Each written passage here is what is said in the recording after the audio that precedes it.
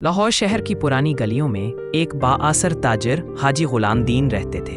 वो बज़ाहिर मजहबी, नेक दिल और फयाज शख्स माने जाते थे। उनके 3 बेटे और एक बेटी थी। बड़ा बेटा फारूक वालिद का दायां बाजू समझा जाता था। दूसरा बेटा जावेद जिंदगी को आसानी और लापरवाही से गुजारता, मगर सबसे छोटा बेटा कामरान मोहल्ले भर के लिए दर्द सर था। वो बदमाश लड़कों के साथ उठता बैठता, कभी छोटे मोटे झगड़ों में गिरफ्तार होता और कभी तसदारों से छुपता। बेटी सफिया शादीशुदा थी और वालिदैन की जान थी।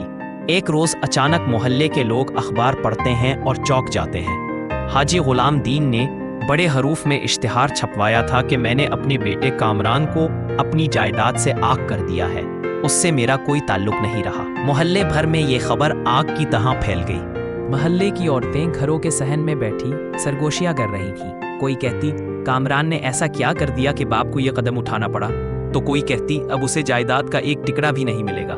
लेकिन मोहल्ले के एक बाशऊर बुजुर्ग सईद साहब बोले, अरे भाइयों, ये इतना सादा मामला नहीं है। पाकिस्तान का कानून और कुरान की तालीमात दोनों इस बात पर वाज़े हैं कि विरासत का मामला सिर्फ मैयत की वफात के बाद खुलता है। जिंदा शख्स की जायदाद पर सिर्फ उसी का हक होता है, औलाद का कोई नहीं। इसलिए ये आग तरने का ड्रामा दरअसल दिखावा है। मगर लोग फिर भी शकूक में थे। कुछ का कहना था कि अखबार में छपने वाली चीज तो कानूनी हैसियत रखती है, आखिर आम लोग उसे ऐसे ही तो नहीं समझते। कुछ ही दिनों बाद एक अलमिया हुआ। हाजी गुलाम दीन बीमारी के सबब चल बसे। अब विरासत का सवाल खड़ा हुआ। फारूक, जावेद और सफिया ने मिलकर जायदाद पर दावा दायर किया। जब कामरान अदालत पहुंचा और अपने हिस्से का मुतालबा किया तो बाकी बहन भाई चीखने लगे, तुम्हें कैसे हिस्सा मिल सकता है? वालिद ने तो तुम्हें आग कर दिया था, इश्तिहार भी छपवाया था। कामरान ने वकील किया और केस अदालत के सामने आया। जज साहब ने बड़े सुकून से कुरान की आयत और मुस्लिम फैमिली लॉज ऑर्डिनेंस 1961 का हवाला दिया। इश्तिहार की कोई शरई और कानूनी हैसियत नहीं। विरासत हमेशा मैयत के बाद तकसीम होती है और मैयत के हर बेटे बेटी को उनका मुकर्ररा हिस्सा लाजमी मिलता है।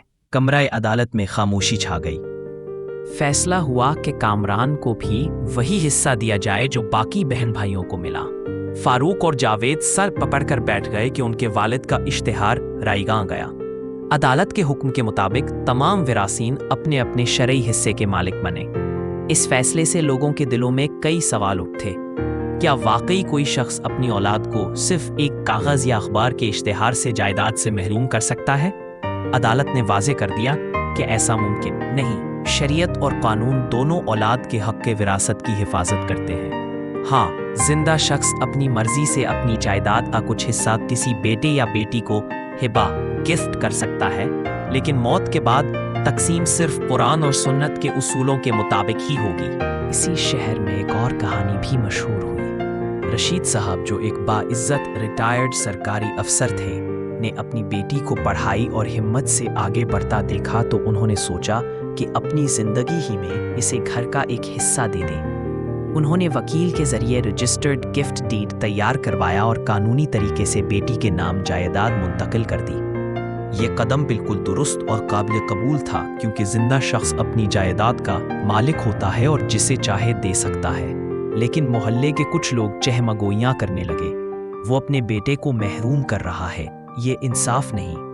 मगर हकीकत ये थी कि रशीद साहब ने शरई उसूल के मुताबिक ही जिंदगी में जायदाद तकसीम की थी। मरने के बाद ये सब कुछ कुरान के तयशुदा कानून के मुताबिक दोबारा जांचा जा सकता था। इन दोनों वाक़यात ने लोगों को एक सबक दिया।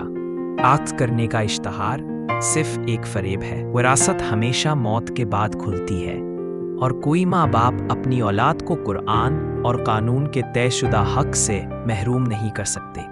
हाँ, अगर वालिदैन चाहते हैं तो जिंदगी में अपनी मर्जी से अपनी जायदाद किसी एक को दे सकते हैं, मगर वो भी चैलेंज के लिए खुला रहता है। यहाँ पर एक नई शख्सियत सामने आती है। एडवोकेट अकियान शाह, जो लाहौर के एक मारूफ वकील हैं, वो न सिर्फ पाकिस्तान बल्कि ओवरसीज पाकिस्तानियों को भी फैमिली लॉज, जायदाद, तलाक, खुला और विरासती मसाइल पर प्रोफेशनल रहनुमाई फराहम करते हैं। उनका कहना है, कानून को ड्रामे और जज्बात से नहीं, हकाइक और शरीयत से समझना चाहिए।